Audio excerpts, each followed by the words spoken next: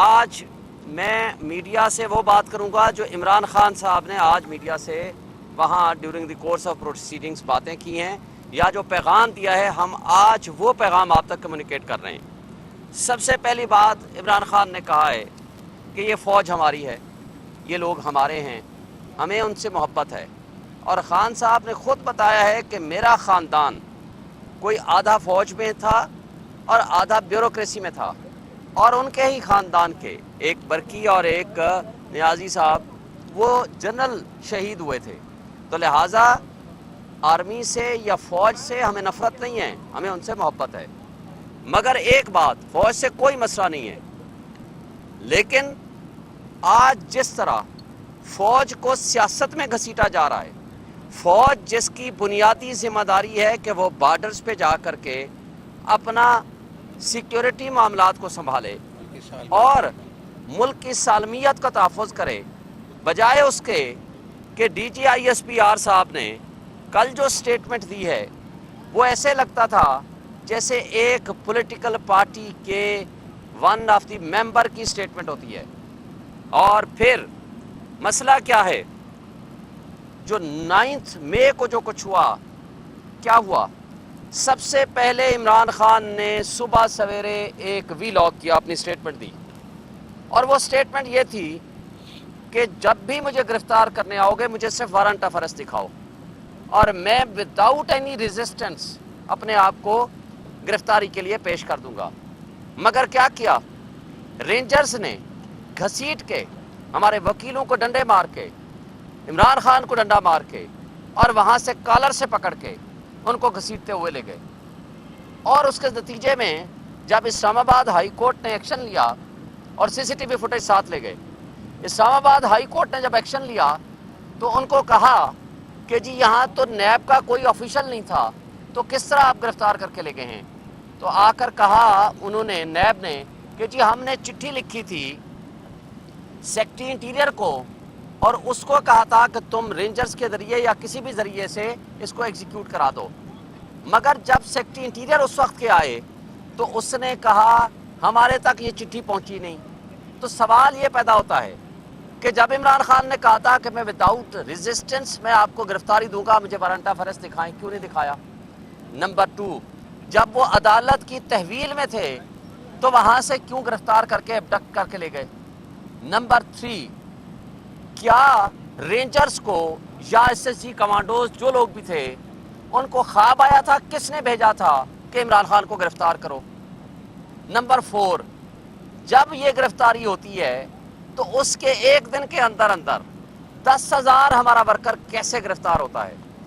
اور اس کے بعد کیا ہوتا ہے؟ ہمارے 16 سے زائد افراد شہید ہوتے ہیں، ہمارے لوگوں کی طرف سے کوئی ایک گولی نہیں چلی۔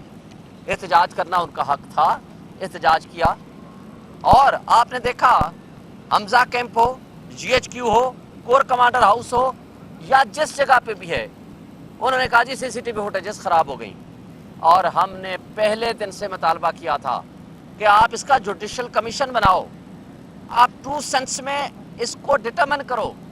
اور خان صاحب جب 2 دن بعد سپریم کورٹ نے بلایا تو سپریم کورٹ کے پاس جا کر جب سپریم کورٹ کے چیف جسٹس نے کہا کہ 9 مئی کے بعد جی بہت توڑ پھوڑ ہوئی ہے، تو انہوں نے اس کی مذمت کی، مگر اس کے ساتھ ساتھ جس چیز کا مطالبہ کیا کہ وہ ٹرو فیکٹ سامنے لائے جائیں اور اس کے لیے جوڈیشل کمیشن بنایا جائے۔ اب میں آگے چلتا ہوں، چونکہ خان صاحب نے جو کہا ہے میں صرف وہ آج بات کروں گا آپ سے۔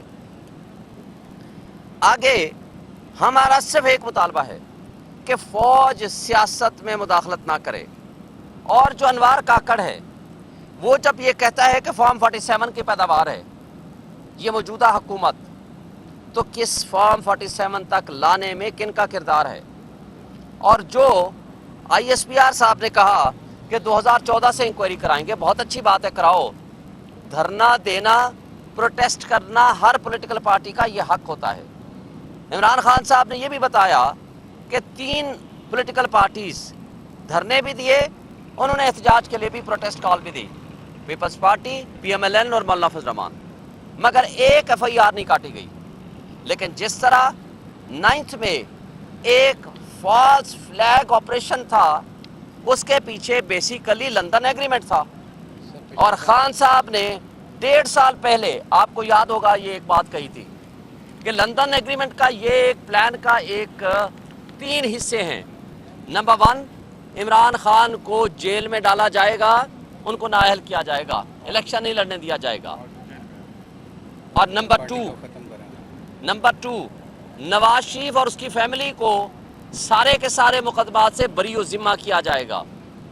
نمبر 3، پارٹی کو ڈسمنٹل کیا جائے گا اور پھر یہ الیکشن میں جائیں گے۔ مگر آپ نے دیکھا یہ تینوں کام ہوئے۔ ایک چوتھی بات بھی خان صاحب نے 1.5 سال پہلے کی تھی، وہ یہ کہا تھا کہ انشاءاللہ جیتیں گے ہم پھر بھی، اور وہ جیتے الحمدللہ۔ لیکن جس طریقے سے یہ 3 کام 9 مئی کے حوالے سے کیے گئے، اور خان صاحب نے یہ بھی بتایا کہ آپ یہ بتائیں کہ جو پولیٹیکل پارٹی الیکشن چاہتی ہو عدالتوں میں ہو کے الیکشن کرا دیں، اور 14 مئی سپریم کورٹ نے ڈیٹ رکھی تھی الیکشن کی، اور ہمارے پنجاب میں، اور ہم نے تمام اپنی کانسٹیچوئنسی سے کاغذات نامزدگی بھی جمع کرا دیے تھے، اور کنٹیمپٹ پروسیڈنگز بھی چل رہی تھی۔ لیکن کیا ہوا؟ یہ 9 میں اس لیے بھی تھا کہ تاکہ اس پروسیس کو ڈیلے کیا جائے، اور اس لیے کہ جس پارٹی نے انتشار وہ کرتی ہے کہ جس نے الیکشن سے بھاگنا ہو۔ ہم تو الیکشن مانگتے تھے۔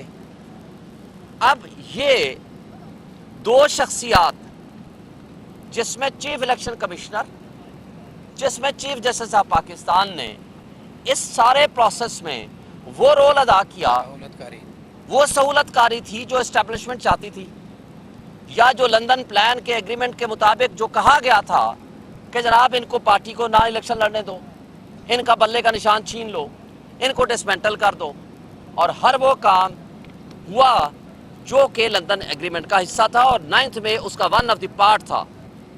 اب ہم آگے آتے ہیں، نواز شریف کو جس طرح فاسٹ ٹریک پہ ان کو سارے مقدمات ختم کیے گئے، جیسے توشہ خانہ ہے، آپ نے دیکھا گاڑی جو کہ نہیں لے سکتے تھے لیکن وہ لے گئے، وہ بھی لے گئے، یوسف گیلانی بھی لے گئے، آصف زرداری بھی لے گئے۔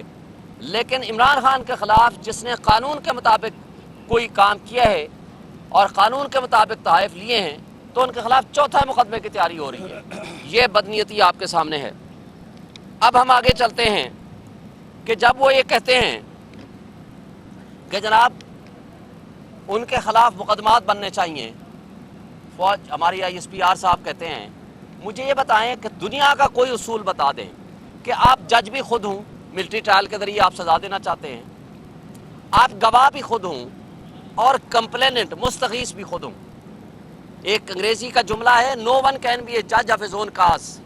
ایک طرف آپ کہتے ہو ہمارے پاس ناقابل تردید شواہد ہیں، ہم پارٹی ہیں جی، ہمارے اوپر حملہ ہوا، آپ تو مدعی بن گئے، مستغیث بن گئے، کمپلیننٹ بن گئے، پھر آپ گواہ بھی بن گئے، آپ نے کہا ہمارے پاس شہادتیں ہیں، پھر تیسری بات ہے خود جج بھی بن گئے، آپ سزا بھی خود دینا چاہتے ہیں۔ یہ کیسا نظام انصاف ہے؟ اور نظام انصاف سے آپ گلہ کرتے ہیں۔ آج سپریم کورٹ میں 6 ججز نہیں، پورے پاکستان کی سب عدالتوں نے لکھ کے دیا ہے، ہائی کورٹس نے، تمام ہائی کورٹس نے اور لوور جوڈیشری نے، کہ نظام انصاف پہ آپ لوگ مداخلت کرتے ہو۔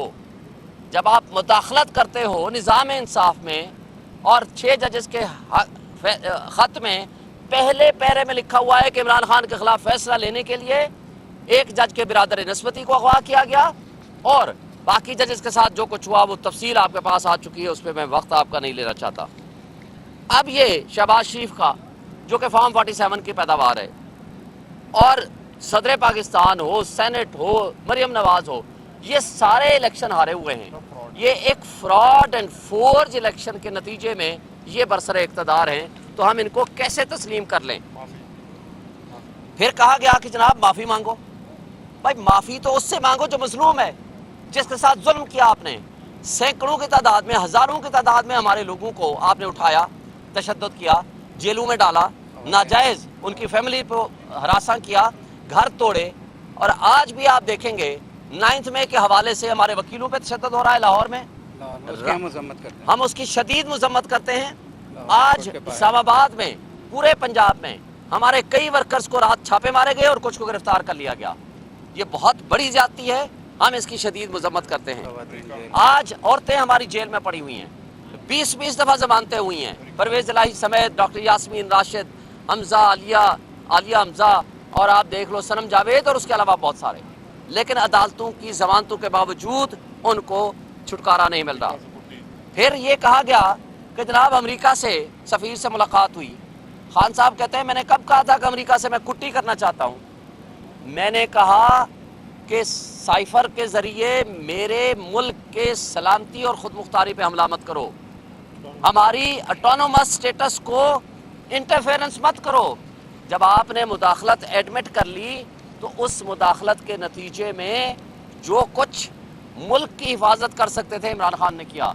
लेकिन उसका ये मतलब नहीं है हम अमेरिका से दुश्मनी चाहते हैं, लेकिन हम कहते हैं हमारा ऑटोनोमस स्टेटस है और वो रहना चाहिए, जिसकी वजह से नेशनल सिक्योरिटी कमेटी ने 2 दफ़ा मिनट्स जारी किए और अमेरिकन एम्बेसडर को डिमार्च किया। और उसके साथ साथ मईशत की बात हुई कल ISPR ने। भाई मईशत की ये हालत थी कि 2 साल कोरोना के गुजरने के बावजूद हमारे मुल्क में उस वक्त भी जो लास्ट इन्होंने स्टेटिस्टिक्स दिए हैं 6.2% GDP थी और आज 0% पे ले गए हैं। इनका पिछले साल का रिजल्ट जो था 0.23% इन्होंने खुद अपना स्टेटिस्टिक्स दिए थे। और इनके ख्वाजा आसिफ कहते हैं कि हम तो डिफॉल्ट कर चुके हैं। वेयरएज हमारे ज़माने में ये तमाम इंटरनेशनल जो एजेंसीज थी उन्होंने कहा 0 से 5% चांस ऑफ डिफॉल्ट था।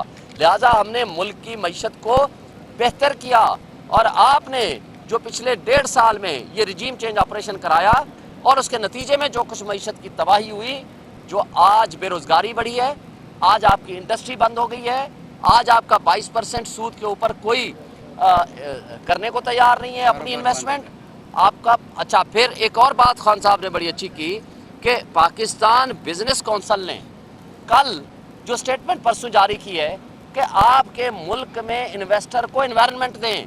आपके मुल्क का इन्वेस्टर यहाँ से पैसा लेके जा रहा है और भाग रहा है, तो इसलिए जब तक ये इन्वेस्टमेंट आप अपने मुल्क के लोगों को तहफ़्फ़ुज़ नहीं देंगे तो बाहर से नहीं आएगी। बहुत शुक्रिया।